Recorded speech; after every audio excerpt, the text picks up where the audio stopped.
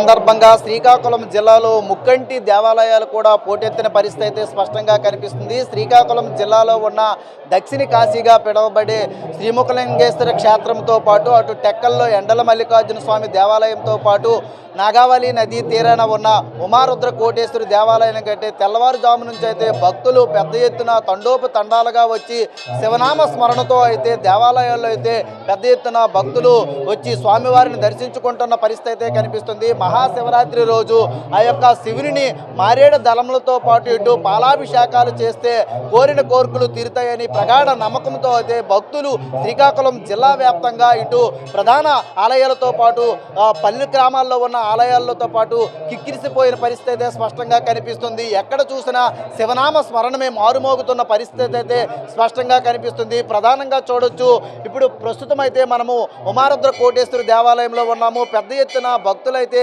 తరలి వస్తున్న పరిస్థితి అయితే కనిపిస్తుంది. తెల్లవారుజాము నుంచి కూడా భక్తులు పెద్ద ఎత్తున అయితే స్వామివారిని దర్శించుకున్న పరిస్థితి కూడా స్పష్టంగా కనిపిస్తూ ఉంది. ప్రధానంగా చూడొచ్చు, ఈరోజు మహాశివరాత్రి సందర్భంగా ఈ యొక్క శివనామ స్మరణతో అయితే శివాలయాలకు వచ్చి భక్తులు స్వామివారిని దర్శించుకుంటున్న పరిస్థితి కనిపిస్తుంది. సార్, పర్వదినము ఈరోజు మహాశివరాత్రి సందర్భంగా పెద్ద ఎత్తున భక్తులు ఈరోజు స్వామివారిని దర్శించుకుంటారు. అనేక రకాల పూలతోనైతే అభిషేకాలు చేస్తూ ఉన్నారు, పాలాభిషేకాలు చేస్తూ ఉన్నారు. అసలు విశిష్టత ఏంటిది? మహాశివరాత్రి విశిష్టత ఏంటి? ఓం నమ శివాయ. నా పేరు ఆరవెల్లి చంద్రశేఖర శర్మ. ఉమారుద్ర కోటేశ్వర స్వామి దేవస్థానం అనువంశిక అర్చకులం.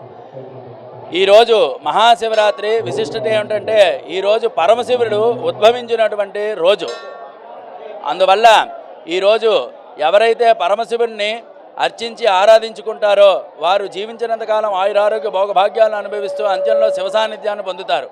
అలాగే ఈరోజు మహాశివరాత్రి పర్వదినాన్ని పురస్కరించుకొని బలరామునిచే ప్రతిష్ఠింపబడినటువంటి విశేషమైనటువంటి శివలింగంగా చెప్పబడినటువంటి ఉమారుద్ర కోటేశ్వర స్వామికి అందరూ కూడా వేకువజామునే 3 గంటలకి పంచామృతాలతో ఏకవార రుద్రాభిషేకం చేసి 4 గంటల దగ్గర నుంచి కూడా భక్తులకి దర్శనాన్ని కల్పించాం. 4 నుంచి కూడా ఈ ప్రాంతం నుంచే కాకుండా తెలంగాణ, ఛత్తీస్గఢ్, ఒరిస్సా, రాయగడ తదితర రాష్ట్రాల నుంచి కూడా వచ్చి స్వామివారిని దర్శించుకుంటూ వారి మొక్కులు తీర్చుకోవడం ఆనవాయితీగా ఉన్నది.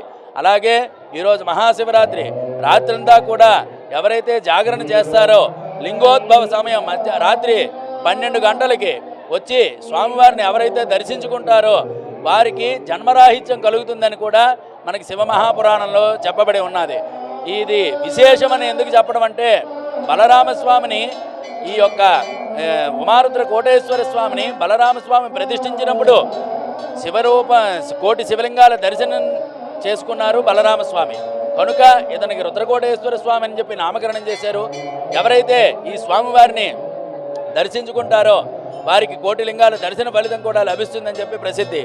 ఈ విధంగా ఈ యొక్క మహాశివరాత్రి పర్వదినాన్ని పురస్కరించుకొని భక్తులు వారి శక్త్యానుసారంగా మట్టితోటైనా సరే శివలింగాన్ని చేసుకొని దానికి పాలతోటి, పంచామృతాలతోటి, కొబ్బరి నీళ్లతోటి, గంగా జలంతో శక్త్యానుసారంగా అభిషేకం అర్చనలు చేసుకోవడం వల్ల, ఓం నమశివాయ అని చెప్పి శివపంచాక్షరి జపం చేసుకోవడం వల్ల ఈ రోజంతా కూడా ఉపవాసం ఉంటూ రాత్రి జాగరణ చేసినంత మాత్రాన ఆ పరమేశ్వరుడి అనుగ్రహం వల్ల మన జీవితంలో జరిగినటువంటి దుష్ట సంగతులు, ఈతి బాధలు, నరఘోషలు, అలాగే ఆదిత్యాది నవగ్రహ దోషాలు అన్నీ కూడా తొలగిపోయి ఆయురారోగ్య భోగభాగ్యాలు అనుభవిస్తారని చెప్పి శివమహాపురాణం చెప్పబడి ఉన్నది. ఓం నమ శివాయ.